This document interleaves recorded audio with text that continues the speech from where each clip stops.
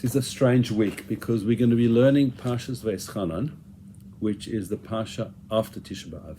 But we've still got a few days till Tisha B'Av. And so V'eschanan is called Shabbos Nachamu, the Shabbos of comfort. And we're not in a position to be comforted yet. And we'll discuss that. What I'm going to do today is probably divide the shir into two separate shirim. We'll discuss the Parsha, and then we'll discuss Tisha B'Av and the book of Eicha and things related to that. And then, as we said in that chatting before, there will be no formal shir next week. I will hopefully put up a shir on YouTube, which I'll send around because we're going away. So Parshas V'eschanan, it just follows directly on from Parshas Devarim last week. Moshe talking to the Jewish people in the last weeks of his life, where he is, again, tell them I'm not available. Moshe talking to the Jewish people where he's basically reminding them of where they've been in the last 40 years and what happened and the history of where they've been. And this week he starts changing tack a little bit and he says, okay, I'm now going to look forward. A lot of this is looking backwards and then forwards. And you'll see that coming through in the Parsha, because whilst he's talking to the generation in the desert and the generation that are going into the land of Israel, he's also talking to us. And there are many, many verses in this week's Parsha, particularly that talk directly to us. And the structure goes from here, Moshe goes from this week's Parsha, from last week, this week, where he goes, okay, this is what you did, this is where we've been, and this is where we need to go. And need to go, he builds it from most of the rest of Devarim is on, at least the structure of it is on the mitzvahs that we need to do. There's over 200 mitzvahs mentioned in Devarim. Some of them are new, most of them are repeats. But Moshe goes through, this is how we have to live our lives as the Jewish people. We want to have, let's say, Mashiach, which we want. We need to live our lives in a specific way. We want peace. We want brotherhood. We want to be in the land of Israel the way we should be. We'll talk about that in the shir that we'll give on Tisha B'Av.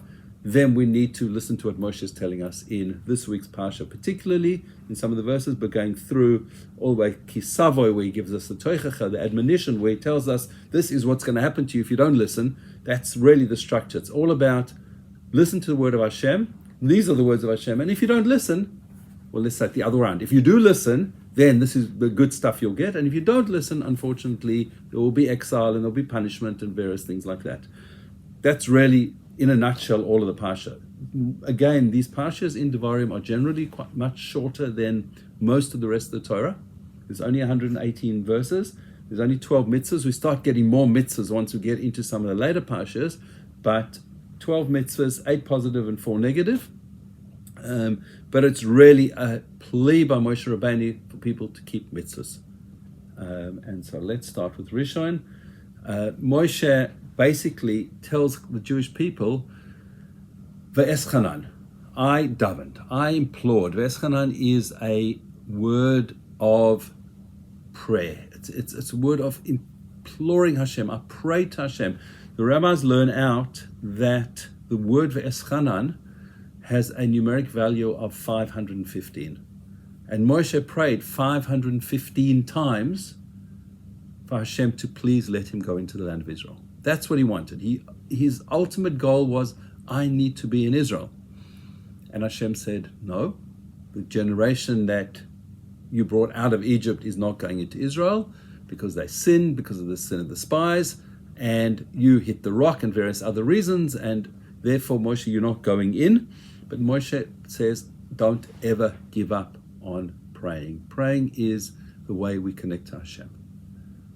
In whatever form, there's obviously formal tefillah where we stand and we got Shachris, Mincha, Mariv, a structured tefillah. We have a structured tefillah. We've got a siddur and we follow it completely. Or there's just a time to pray. It's just a time to say, Hashem, I want to connect to you. Please help me do this. Give me something. Well, let me do something for you. Our prayer shouldn't be, when we come to Elul, we talk about this, but We're in the month of Av now. Av, we said last week or the week before, stands for Elul Ba. Elul is coming. Elul is the time when we connect to Hashem. It's where Hashem is close. The Lubavitcher Rebbe says that the king is in the field. That's when the king's in the field. Go out and greet him. He's right there for us. Now we need to know, hang on, we need to make that relationship. And that's really what the message of these 3 weeks is, which we'll come back to later on. So Moshe says, Hashem wouldn't let me cross over. So Hashem told me to go up on the mountain and look at the whole land and give Yehoshua strength. Yehoshua's been given the mantle of leadership, and it's now time to pass over the baton to Yeshua so that he will lead the Jewish people. And we'll come back to that theme through Sefer Devarim. There's several times that Yeshua is told to be strong and courageous and go in and do what's needed to be done in order to conquer the land. And then Moshe goes on and he says, V'ata Yisrael, Shema el hachukim ve'el hamishpatim asher anochi melamed eschem la'asois la'aman tiu uvasem v'rishtem es haaretz asher Hashem elokei avosechem noisen lachem. Listen, Israel. Now listen. With that word Shema, we'll hear it again, because the Shema itself is in the 6th Parshah as well. But he's now telling, listen, Jewish people. Listen to what Hashem tells you, his decrees, his statutes, his ordinances, all these mitzvahs that I'm going to teach you. Perform them. Why must you perform them? So that you may live. You want to live, you want to be alive, then perform these mitzvahs. And then what will happen is you'll come to possess the land that Hashem, our God, the God of our forefathers, gives to you. That's how we will possess the land. Simple as that. Do what Hashem wants, follow the commandments, and you will possess the land. Moshe then goes on and he tells them that very, very famous, right at the end of Rishon, a very famous pasuk, V'atem hadvekim b'Hashem elokechem chaim kochem hayom. In modern Hebrew, devek is glue. So those who glue, those who cling to Hashem, your God, you're alive today. That same theme. You cling to God, you're alive. And we come across this in Rosh Hashanah Yom Kippur, when in Musaf, in the Chazin's repetition, probably most people's highlight of the Chazin's repetition is Unisane Tokef. And in there it talks about who's going to live and who's going to die. It doesn't necessarily mean, it does mean who is going to be alive in the next year in this world, but it's also going to mean who's going to be alive connected to Hashem. If we can connect to Hashem, then we are alive. That's Moshe's message here. Those who cling to Hashem, you are alive. We get to Shani. And Chorev is another word for Mount Sinai. We were standing at Mount Sinai. So Moshe is telling us that Hashem commanded him to tell us the mitzvahs. We need to do the mitzvahs. We need to keep Hashem's mitzvahs and judgments. It's the same theme continuing through this year. Moshe, in this Aliyah, he talks about how we stood at Mount Sinai, how there was fire, and Hashem came to us and spoke to us from the fire. We couldn't survive. In fact, and Hashem left us. We were thrown back a long way. And Hashem has left us. Hashem revived us twice. And then we said to Moshe, please, you go to Hashem and you get the word from Hashem and tell us. And Hashem said, that's the way we'll do it. And so the Aseres HaDibros, the 10 commandments as they translated, Dibros, as we said many times, doesn't mean commandments. Dibros means statements or words. But those 10 commandments, 8 of them were told to Moshe and then passed on to us. And the first 2 were told from Hashem directly to the Jewish people. Every one of us, all of our neshamas were there. We all heard it. And that's how we know. We were standing there. And we've got that tradition going all the way back that every single one of us was standing at Mount Sinai. Not necessarily in the physical bodies we're in right now, but in some form, every Jewish neshama stood at Sinai. So Moshe is basically telling us that Hashem gave us this. We had a bris, we had a covenant with Hashem. We entered into this covenant. He gave us Aseres HaDibros. He inscribed them on 2 stone tablets. And Hashem told him, Moshe at the time, again he says, he commanded me at the time to teach you the decrees and the ordinances, perform them in the land that you come to cross. But he says in verse 23 of chapter 4, just go through the English. Beware for yourselves, lest you forget the covenant of Hashem your God, that He sealed with you, and make yourselves a carved image, a likeness of anything. In other words, that you change your ways and start behaving like the nations of the world. That's not the words he's using here, but that's the implication. Likeness of anything that Hashem your God has commanded you. Hashem your God, He's a consuming fire, a jealous God. When you have children and grandchildren, Moshe goes on to say, and you're going to be a long time in the land, and you've been there, and then you're going to potentially grow corrupt, and you're going to have these carven images. And then Moshe says, I'm going to appoint heaven and earth as witnesses. Heaven and earth are the two stable things in the environment. They've been here since the beginning of creation, right at the beginning. That's the first thing Hashem created. And they're going to bear witness against you. And if you don't do what you're supposed to do, Hashem will scatter you amongst the peoples of the world. You'll be few in numbers, and you'll be amongst the nations of the world where Hashem will lead you. Good morning, come on in. Sorry. Okay, there Moshe says, you know what, you're going to start serving the gods of these nations, the gods of wood and stone, and behaving like them. Those things that you can't see and smell and eat, and etc. And you're going to be focused on those things that the nations of the world are focused on, not what we should be focused on. And he continues from there. You will seek Hashem your God, you will find Him if you search for Him with all your heart and all your soul. Dig deep, search for Hashem. When you're in distress and all those things have befallen you at the end of your days, you'll return unto Hashem your God and hearken to His voice, because Hashem is a merciful God. So the theme you can see keep coming across here is, Moshe is telling us throughout history we're going to have ups and downs. We're going to wax and we're going to wane. We're going to have good times and not so good times. We need to be very aware when we're having those good times, like we've probably had since the 60s as a Jewish people in the Western world. We need to be very aware that when we start fracturing and not doing what we're supposed to do, and we saw leading up to October 7 how fractured we were as a people, slightly different theme to what Moshe is saying here, Hashem says, enough's enough. And that's how the world generally works for us. When we are connected, and that we'll connect that into Tisha B'Av theme, when we are connected, and when we're doing the will of Hashem, then Hashem says, I'm here for you. And you connect to me, I'll connect to you, and we will be connected, we will be devakas, we'll be stuck together like glue.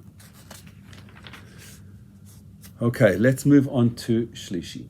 So Shlishi takes a little bit of a different turn, where it talks about that Moshe said that he set up 3 cities of refuge on the east bank of the Jordan. So he set up these 3 towns of Golan, Ramot, and Betzer. They've been drawn here in a straight line. They weren't quite in a straight line, but they're almost a straight line. And then when Yehoshua goes into the land and they settle the land after they capture it, there are 3 more cities of refuge set up almost again in a straight line. So they were, effectively like an oblong in terms of where these cities of refuge were. And Moshe tells us that he set up these cities of refuge. He says, if you inadvertently kill somebody, you shall flee to these cities and live. They're going to be in Betzer in the wilderness, in the land of the plain for Ruvain, in Ramot in Gilad of the Gadite, and in Golan in the Bashan for Menashe. So the 2 and a bit tribes, that 2.5 tribes that stayed on that side of Jordan, had 3 cities of refuge. The rest of the tribes, the other 9.5 or 9 2/3, had only 3 cities of refuge as well. Moshe foresaw that there would be potential trouble in this side of the Jordan, and therefore he set aside 3 cities of refuge, because there was more of a need on the east bank than on the west bank. So he sets aside these 3 cities of refuge, and he goes through the story of what they had done recently. And he talks again about, this is the teaching that Moshe placed before the children of Israel. These are testimonies, decrees, ordinances that we need to keep. Where did it happen? On the west bank, on the east bank of the Jordan. He tells exactly where it was, where we possessed the land of Sichon and Og, where we smote them, the giants, the Amorites, etc. And then we come to Revi'i. And Revi'i is the Parsha where Moshe repeats the Aseret HaDibros. the Ten Commandments that we were given on Mount Sinai, Moshe says, this is what Hashem said. Moshe called out to all the Jewish people. Again, he says, Shema Yisrael es hachukim ve'es hamishpatim. Listen, Israel. And Moshe, it's a constant theme throughout the Parsha. Moshe uses the word Shema Yisrael. Listen, Israel. We'll discuss that when we get to the actual verses of the Shema.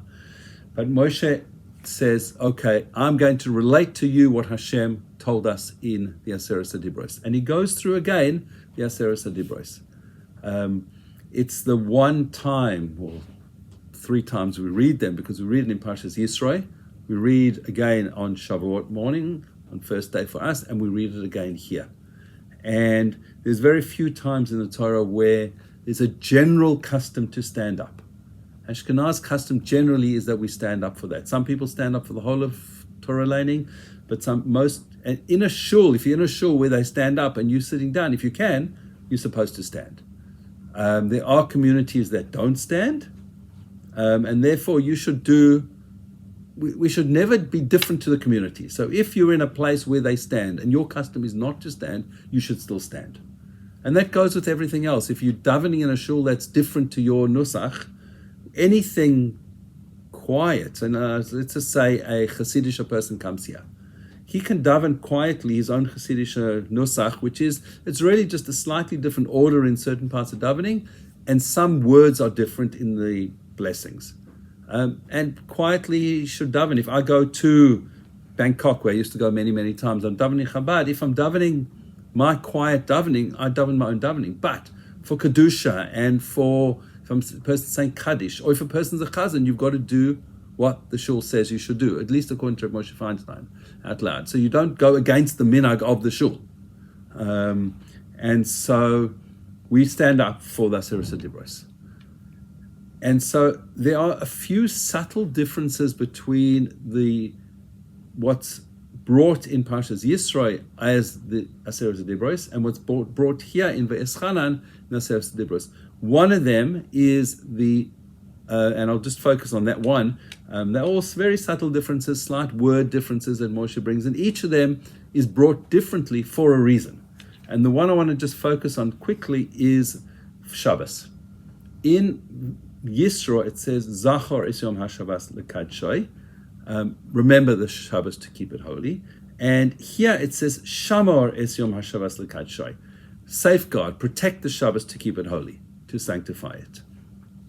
And so there are a number of commentators that bring down various things. I just want to run through a little bit of what's brought in the Stone Chumash about the word Shamor. Why is Shamor brought here? So they say here, Shamor, safeguard. In the first version of the dialogue, of Decalogue, the Ten Commandments, Israel was commanded to remember the Shabbos, Zachor. Commentators there explain the difference between remember and safeguard, that which is used here. As pointed out in the notes to Exodus in Chumash, the sages teach that God said both Shamor and Zachor, or Zachor and Shamor, in a single utterance. Hashem said both things together. Now we can't talk like that, only Hashem can. We can't say two things at the same time. Not even a ventriloquist. Ventriloquist can't be his dummy and himself at the same time. Hashem is obviously Hashem, and he can do anything. And therefore he said Shamor and Zachor in a single utterance, meaning that they're equal parts of Shabbos. The Shabbos is equal for the positive and the negative mitzvahs. Ramban explains that the word Zachor, remember, was inscribed on both sets of tablets. So even though here it's written Shamor, Ramban says Zachor was written on both, and that Moshe explained that the negative commandment for safeguard was included in God's utterance. Here Ramban adds that in the Kabbalistic sense, when God uttered the commandment of Shabbos, Moshe heard remember, and the people heard safeguard. They heard differently, because Moshe, at the highest spiritual level, the level he was at, only he occupied that level. And he didn't need the safeguard. He needed the remember. We, as mere mortals, Moshe was as close to perfection as a person can be, didn't need that reminder of all the don'ts. He just knew the do's. He knew the positive side of Shabbos. When we went through several years ago, the chief rabbi, Rabbi Goldstein's book on Shabbos, his emphasis was on the positive side of Shabbos, not the negative side of Shabbos. The awesome holiness of Shabbos is such a totally positive phenomenon for Moshe that one who understands its significance could never come to desecrate it. Thus, the positive remembrance of the Shabbos contains within itself the impossibility of violating it. Just as one who loves another person need not be warned not to harm that person, talking about normal people, this was the commandment that Moshe heard. Lesser people, however, did not grasp this exalted nature of the Shabbos. They had to be told that's forbidden to desecrate the sacred day. When they absorbed the Ten Commandments, they heard primarily the negative commandments of safeguard, of Shamor. That's quoting Reb Gedalia Shaw. So different people hear different things depending on who they are, where they're holding. You can both hear the same thing, but we all take in things differently, and we hear things differently.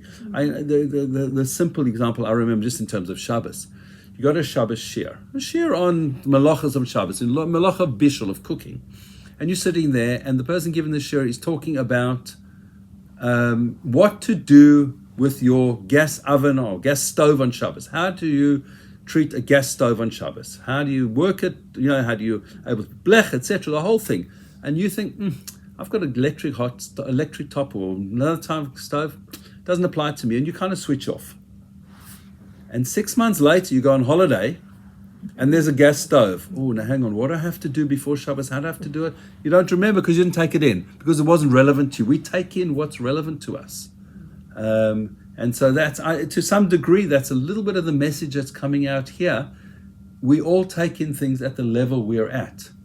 We're trying to absorb more if we can, but we need to take things at our level and apply it. But we need to try and concentrate on things that we don't quite understand or don't quite apply to us, maybe is a better one, because it might apply to us at some point in the future. At least know where to look or who to ask. Okay, so that's the Aseres HaDibros, and the fourth Aliyah, Revi, is basically just ends. It's really just an introduction to the Aseres HaDibros and the Aseres HaDibros themselves.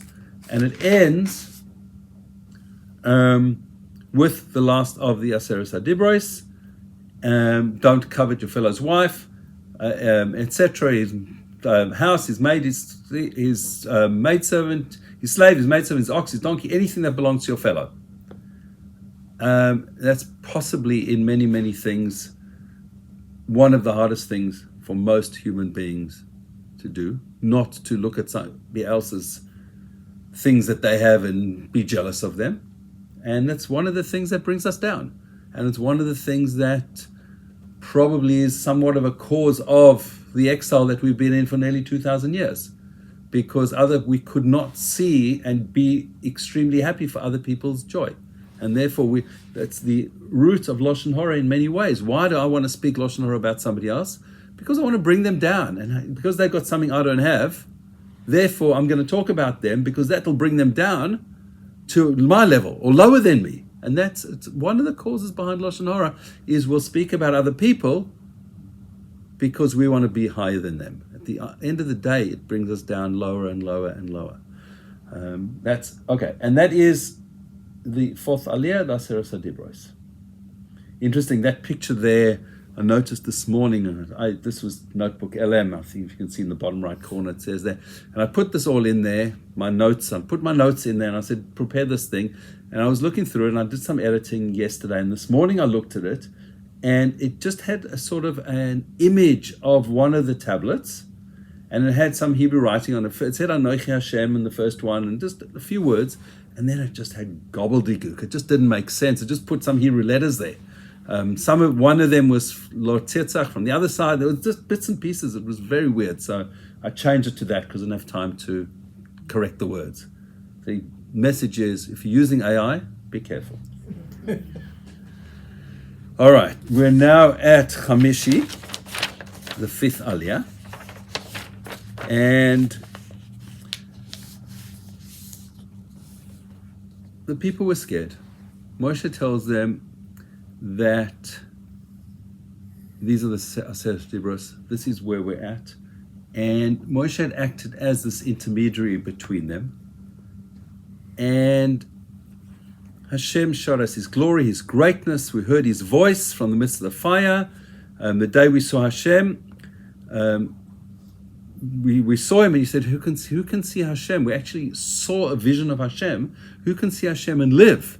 And this describes that Hashem was going to consume us. This is describing how that we actually could not handle hearing the Ten Commandments directly from Hashem. Hashem spoke to us from the midst of a fire, and we said to you, you should approach him, talking to Moshe, and whatever Hashem says, you should speak, whatever Hashem God speak to us, then we shall hear and will do. Then we will do Na'aseh v'nishma. Hashem heard the sounds of your words, and he spoke to me and he said, I've heard the words of the people.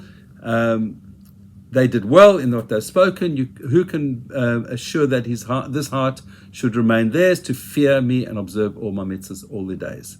So Moshe then says, be careful to act as Hashem, your God, commanded you. Don't stray to the left, right or the left. On the entire way that Hashem, your God, commanded you should go, so that you shall live. It will be good for you. You shall prolong your days in the land that you shall possess. That verse, interestingly enough, talks about we wish people long life, chaim aruchim, long days. We're really wishing them that they should have long days. Here it says, kol yemei chayecha, all the days of your life, leman yarichu yamecha, that your days should be long. A long life, that a person lives till 110 years old, 120 years old, that they waste time all day, every day, is not a long life. They don't have long days. Somebody who has long days is able to pack things into their day, helping others, doing things for Hashem, doing things for other people, connecting, just whatever it might be. That's a long day. Sitting around and, I don't know, doing whatever people do when they're bored doesn't mean a long day. That's just called, unfortunately, it's probably one of the worst expressions of our time, killing time. Because it's killing ourselves. Killing time is, we all need time out, no question about it. But when time out becomes all time, it becomes a problem. And that's what Moshe is saying here. Follow the mitzvahs, act as Hashem commanded you, and you will have long days. Hashem will give you the ability to fit more into your day. You know, the old expression, give something to a busy person and they'll get it done. Give somebody who's not very busy, they'll never get done. And that's the same kind of thing here. Hashem is telling us, busy yourself with those things that are important. Now, going out with friends is important, but spending 6 hours sitting around schmoozing is not so important. Depends what you're schmoozing about, I guess. If you're schmoozing about other people, then it's give up. So good. Good. That's the problem. Is talking about other people that creeps into a lot of conversations. That's where we've got to be careful. And when you sit there around a table, it gets to that. But we move on. The sixth aliyah starts with Shema. Shema Yisrael, Hashem Elokeinu, Hashem Echad. It's one of the first things we teach a 3-year-old child to say when they're speaking. And most of us say it and we don't really know what we're saying. The way Shema is written in the Sefer Torah is Shin Mem Ayin, and the Ayin is large. And then Yisrael Hashem Elokeinu Hashem, and then Echad, the last word, one, or unity or oneness of Hashem, the Dalet is large. So you've got a big ayin and a big dalet. Ayin dalet spells aid. And aid is a witness. We are being a witness to ourselves, effectively saying to Hashem, listen, Yisrael. When we're saying Yisrael, we're saying to ourselves, listen, Jew, talking to me. We're not saying the Shema. Hashem Elokeinu. Hashem is, when we say Hashem, He's the God who He was, He is, and He always will be. He's the merciful God. He's the God who is the God of most of this Parshah where Hashem says, cling to me. I'm the one, I'm there, I'm waiting for you. But He's also Elokeinu. Elokeinu is that Hashem is a God. He's the King of Kings. He's the leader of the world. He's the creator of the world. And He does have rules that we need to follow. So we see both of these parts of Hashem in the Shema. And we see that now. And there's another way of looking at the Shema Yisrael. Listen, Jewish people. Right now, Hashem Elokeinu. Hashem is our God. One day in the future, Hashem Echad, the rest of the world will realize that Hashem is unity. There is one God. When He brings Mashiach and we the world realizes, oh, most of us have got it wrong all this time because there is only one God. And yes, and we'll come to it in a moment, I think, in this aliyah or the next aliyah, the world will realize that we are the Jewish people. Hashem chose us. He called us his treasured nation, right at the end of the Parshah. He called us his treasured nation. It doesn't mean that we're better than anybody. It means that if we behave properly, we can teach the world about Hashem. That's our job. In times of Mashiach, our job will be to be the teachers of the world, to show the world that Hashem is there, and to show ourselves before that. We need to show ourselves before we can teach anybody else. And so that's some of the messages in Shema, that when we're saying the Shema, that we should think, oh, I believe in Hashem. Hashem's there for me. Hashem is the God. He's a merciful God. One day he will be one. He will be Echad. And the next verse, straight after that, is V'ahavta es Hashem Elokecha. Now, when we're saying Shema, we throw in a line, Baruch Shem Kavod Malchus Olam Va'ed. That's not in the Torah. Moshe didn't bring it in the Torah. So it's brought down by Chazal when Yaakov Avinu was on his deathbed and he was blessing his children. He started off blessing them and he was about to reveal to them the Kates, the end of time, when Mashiach's going to come. He had this prophetic vision and suddenly he lost prophecy. And he felt that his children, one or some of his children, were not quite there. They were not connected to the Torah, to him, and the way that we need to live. And therefore he felt, no, he can't reveal end of time. He doesn't know it. It was taken away from him because something's wrong with his children. And his children realized what was going on. The 12 sons are around him. And now remember, Yaakov's name was changed to Yisrael. So they said, Shema Yisrael, listen, Father, Hashem Elokeinu, Hashem is our God, Hashem is one. We are one with you, with Hashem, we're connected. And Yaakov Avinu answered, Baruch Shem Kavod Malchus Olam Va'ed, blessed be his name, his glorious kingdom forever and ever. That was Yaakov's answer. They learned that from the angels. That's what the angels say. When Moshe wrote the Torah, when Moshe was telling the Jewish people about this in his final speeches, he didn't bring Baruch Shem Kavod. That's angel speak. That was for Yaakov Avinu. But so we say it quietly. Every single day of the year we say that quietly, except once or twice on Yom Kippur. On Yom Kippur we say those words out loud because we are like angels on Yom Kippur. The fasting of Yom Kippur, we stand there in white because we're dressed like angels, we're angelic, we're getting completely cleansed. We're at a level where we can say that verse out loud, even though it's not in the Torah. The interesting thing is, if you just think about Yom Kippur for a moment, we come Mariv on Kol Nidre night. We've just finished our meal half an hour before that. And we still got, the taste of chicken in our mouth. And we say it out loud. We're not like angels at that point in time. We're nowhere near there. We come after Yom Kippur. We've just gone through 25 hours of fasting. We are very angelic. We've said the end of Ne'ilah. We've finished Ne'ilah on this incredible high note. And we daven Mariv. And we suddenly say it out quietly, but we're at that level of angels. The rabbis say, no, you've got to look at not where you are right now, but where you're going. When we're in the beginning of Yom Kippur, we are going towards that level where we're going to be angels. As soon as we step out of Yom Kippur and we say Baruch Hu, we're now back to our everyday lives. And we know we are going back to, in fact, we're going to say Slach Lanu, we've sinned 3 or 4 minutes after we've just finished Yom Kippur and we've been completely forgiven. We didn't have time to sin between that. No, where are we going to? We're now going back out of Yom Kippur, out of that life we were in, back into our everyday lives. We had 25 hours of angelic living, and now we're going back to where we were. And so therefore we say it quietly, not in the Torah. We then say V'ahavta. V'ahavta is brought in this Parshah, the first Parshah of Shema. And when saying that, obviously, V'ahavta es Hashem Elokecha, you should love Hashem, your God, with all your heart, with all your might, with all your soul, with all your resources, with everything you've got. And what that's telling us, if you ask to give up your money for Hashem, you give it up. That's the commitment we take when we're saying V'ahavta. And the Siddur brings, the Chazal bring, when you're saying V'ahavta, think about how you love Hashem. Just, I love you, Hashem. Rabbi Victor Miller used to say, everybody should say once a day, I love you, Hashem. And he said in his day, he died about 30 years ago, what would you do? You can't walk down the street screaming, I love you, Hashem. They'll lock you up. So he says, go into a phone box, pick up the phone, and scream to Hashem. Call Hashem. Call him. Say, I love you, Hashem. Put the phone down and leave the phone box. No one will know who you're talking to. No more phone boxes. No, that's what I said it 30 years ago. There's still phone boxes, but they don't have doors on them. But yeah, I mean, now you can sit in your car and do it. People, again, they might lock you up if you sit there screaming in your car. But just say, I love you, Hashem.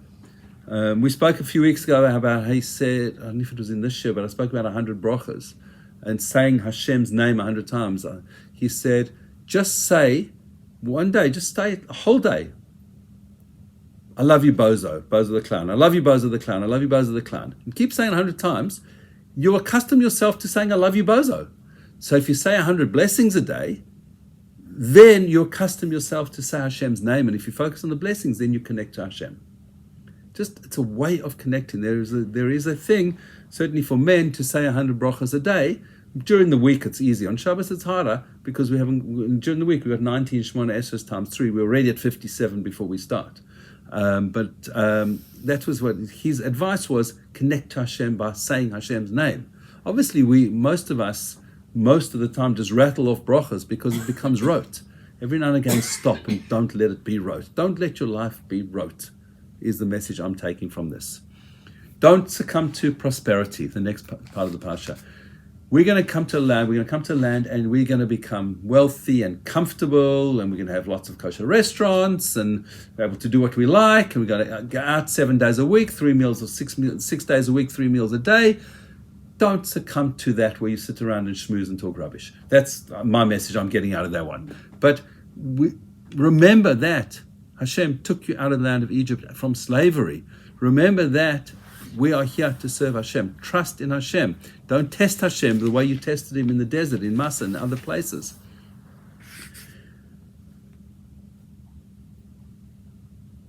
If your child asks you tomorrow, saying, Ki yishalcha bincha macha lemor. Ma, see if you recognize these words. Ma ha'edus v'achukim ha'mishpatim asher tziva Hashem Elokeinu etchem.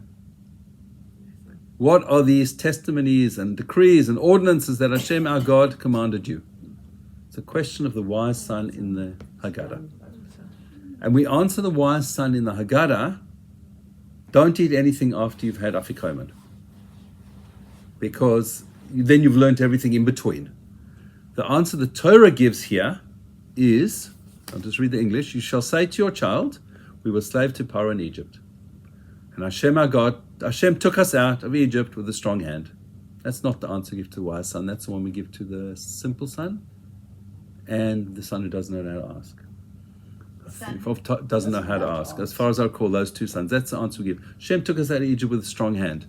Hashem placed these signs and wonders, great, harmful, against Egypt, against Paro, took us out from there in order to bring us to the great land that he swore to our forefathers. Hashem commanded us to perform all these decrees. And finally I left out Shvi. There you go. I didn't even notice that. Okay, Shvi, but the last aliyah talks about when you come to the land of Israel, drive out the nations. Drive out those other nations. There's going to be nations there that are mightier than you. Hashem's going to deliver them before you. You will smite them. Don't seal a covenant with them. Don't enter into memorandums of understanding with these people. They are not going to uphold their side of the bargain. Why Trump was convinced to do that, the jury's out. We'll wait and find out one day perhaps. But quite clearly there was absolutely no intention to keep that memorandum of understanding in any shape or form whatsoever. But let's see how it plays out. We need to know, Ki am kadosh ata la'Hashem Elokecha. You are a holy people to Hashem your God. Hashem your God has chosen you to be an Am Segula, a treasured people to Hashem. Now, I'll read the next words, but there's a caveat to them. Above all the peoples that are on the face of the earth. As I said before, we are not above anybody else. We are Hashem's chosen people because we listen to Hashem, because we do the right thing. And therefore it's a relationship. We are like Hashem's firstborn, so to speak. all people in the world are Hashem's children. Every single person in the world is Hashem's child. We were just chosen to be the child that is going to teach the other children about Hashem, about the world, and about the Torah. That's our job. The Parsha ends, V'shamarta es hamitzvah ve'es hachukim ve'es hamishpatim asher anochi mitzavach hayom la'asoisam. You shall observe the commandment and the decrees and the ordinances that I command you today to perform them. That's the job of this week's Parsha. Listen to what Hashem tells you, listen to the mitzvahs, get along with each other, and then it'll all be good. And then we can come to a Haftorah, because we're going through right now the 3 Haftorahs of the 3 weeks. We've finished Devarim's Haftorah, the vision of Yeshaya. Last Shabbos was called Shabbos Chazoin, as we spoke about last week and the week before. Next Shabbos is Shabbos Nachamu. The next 7 weeks between after Tisha B'Av until Rosh Hashanah are the 7 Haftorahs of comfort from the book of Isaiah, from Yeshayahu, where Hashem tells us that we will be comforted, that we connect to Him and we'll be comforted. Please God, I'll give a share on that, which I'll send out on what the Abu Draham says about it. Fascinating insight into how those all connect between a relationship between us and Hashem and the land of Israel, and how this 3-way relationship works with us and the nations, but that we will leave hopefully for some time before next week or early next week. But we should just remember this week's Parsha is that Parsha that takes us from the 3 weeks towards Rosh Hashanah.